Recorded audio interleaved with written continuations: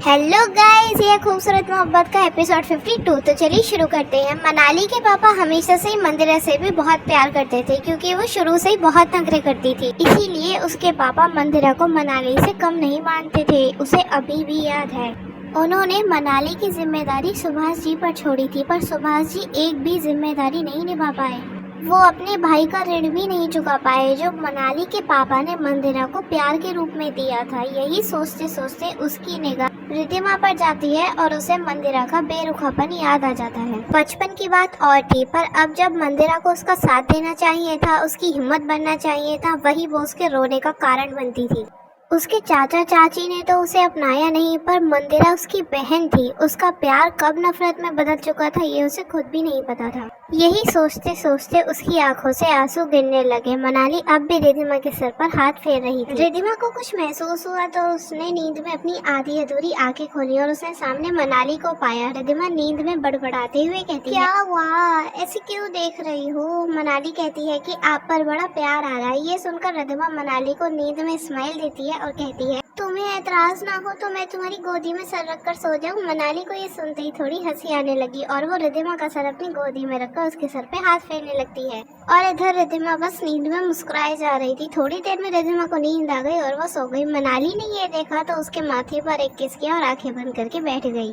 थोड़ी देर में वो भी ऐसे ही सो जाती है और इधर मनन को किसी का कॉल आता है। उधर से श्याम काका बोल रहे थे। मनन उन्हें बताता है कि वो लोग नैनीताल आ चुके हैं कुछ दिनों के लिए, इसलिए उनसे गांव में रुकने को कहा। श्याम काका ने भी इस बात पर खुशी जताई। मनन उनसे उनके बेटे के बारे में पूछता है तो वो कहते हैं वो ठीक है, और बातों ही बातों में कॉल कट जाती है। मनन वहाँ से उठता है और कमरे में आ जाता है। वो देखता है कि अंश बेड पर पैर पसार कर सो रहा होता है तो मनन अपना सिर पकड़ लेता है। वो अंश के पैर ठीक करने लगता है और फिर अब उसे भी नींद आने लगी थी तो वो अंश के कंबल में घुसकर थोड़ी देर में सो जाता है। और इधर सुभाष जी किसी काम के सिलसिले में मनन के घर के आगे से गुजर रहे थे तो उन्होंने देखा कि मनन के घर पे कोई भी गाड़ी नहीं है। वो वॉचमैन के पास जाके पूछते हैं कि सब लोग कहाँ गए। तो वॉचमैन उन्हें बताता है कि सब लोग नैनीताल घूमने गए हैं। सुभाष जी मनाली के बारे में पूछते हैं तो वॉचमैन कहता है कि वो भी गई है। सुभाष जी का तो ये सुनते ही सर चकरा गया और अब उनके गुस्से की कोई लिमिट नहीं रही। वो वहाँ से तुरंत चले जाते। सुभाष जी फटाफट से घर पहुँचते हैं और घर जाते ही गेट के दरवाजे पे जोर से लात मारते हैं। ये देखते ही रानी जी भी उन्हें देखने लगती हैं और मंदिरा भी वहीं बैठी थी सोफे पर चिप्स खाते हुए। वो टीवी देख रही थी। रानी जी उनकी तरफ देखते हुए कहती हैं, क्या हुआ जी, दरवाजे पे क्यों गुस्सा निकाल रहे हो, टूट जाएगा। सुभाष जी कहते हैं कि टूट जाए तो टूट जाने दीजिए, यहाँ हमारी किस्मत फूटी पड़ी और आपको दरवाजे की पड़ी है। रानी जी उन्हें पानी दे के सोफे पे बिठाते हुए कहती है, पहले आप शांत हो जाइए, पानी पीजिए। सुभाष जी कहते हैं कि मुझे कोई पानी नहीं पीना, जहर दे दो, मुझे वही खा लूंगा मैं। आखिर जिस चीज से हम भागते हुए आए हैं वही चीज हमारे साथ हो रही है। रानी जी कहती हैं कि आखिर अब बताइए भी कि हुआ क्या है। सुभाष जी कहते हैं, होना क्या है रानी जी, वही होगा जो होना है। वो लड़की हमें कहीं का नहीं छोड़ेगी, जीते जी मार डालेगी वो लड़की हमें। और इतना कहकर ही सुभाष जी की आंखों में आंसू आ जाते हैं। रानी जी सुभाष जी की आंखों में आंसू देखकर डर जाती है और मंदिरा भी उनके पास आकर बैठ जाती है। रानी जी कहती है, आप मनाली की बात कर रहे हैं ना। सुभाष जी रोते हुए हाँ में सिर हिलाते हैं। उनकी आंखों से आंसू बस बह ही जा रहे थे। रानी जी कहती है कि आखिर क्या हुआ है, बताइए तो, क्या करा है उस लड़की ने। सुभाष जी अपने आंसू पोंछते हुए कहते हैं कि रानी जी जब मैं घर वापस आ रहा था तो मैंने साहब के घर पे ताला लगा देखा। तो मैंने इस बारे में वॉचमैन से पूछा तो उसने मुझे बताया कि साहब नैनीताल गए और मनाली भी गई है। बोल गई सुभाष जी चुप हो गए। उनकी आंखों में मनाली के लिए गुस्सा अभी भी था और रानी जी और मंदिरा ने जैसे ये सुना उन दोनों को तो जैसे सदमा ही लग गया।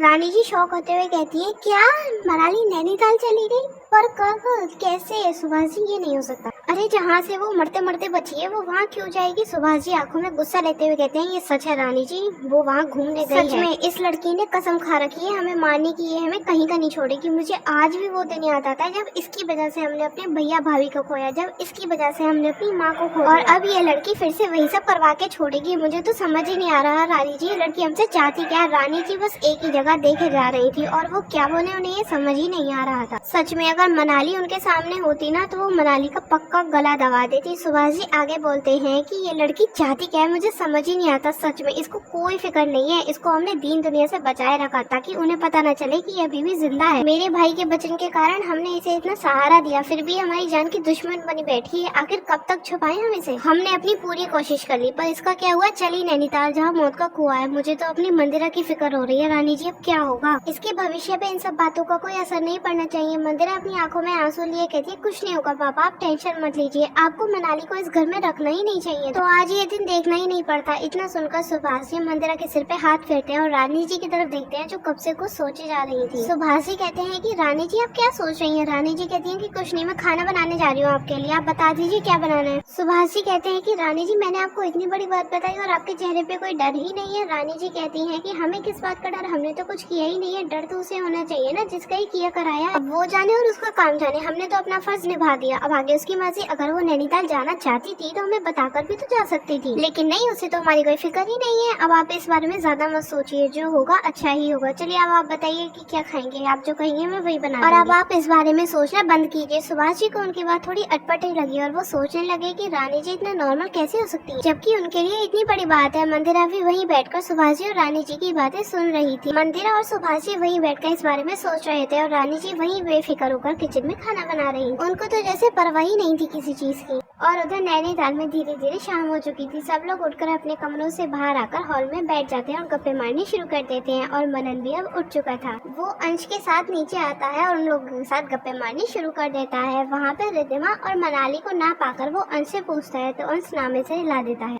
फिर उसको पता चलता है कि वो दोनों कमरे में सो रही हैं। वो घड़ी पे निगाह मारता है और उन दोनों को उठाने के लिए कमरे में आ जाता है। कमरे में आकर वो देखता है कि रिद्धिमा मनाली से चिपककर सो रही होती। ये देखकर मनन के चेहरे पे हल्की सी मुस्कुराहट आ जाती है। वो रिद्धिमा के पास आता है और उसके सिर पे हल्के से मारता है। रिद्धिमा उसे सामने देखकर आंखें खोलकर गुड मॉर्निंग विश करती है। मनन फिर से उसके सिर पे मारता है और उसे जगने के लिए कहता है। मनाली तो वैसी की वैसी सो रही थी, उसे तो पता ही नहीं था कि मनन वहाँ पर है।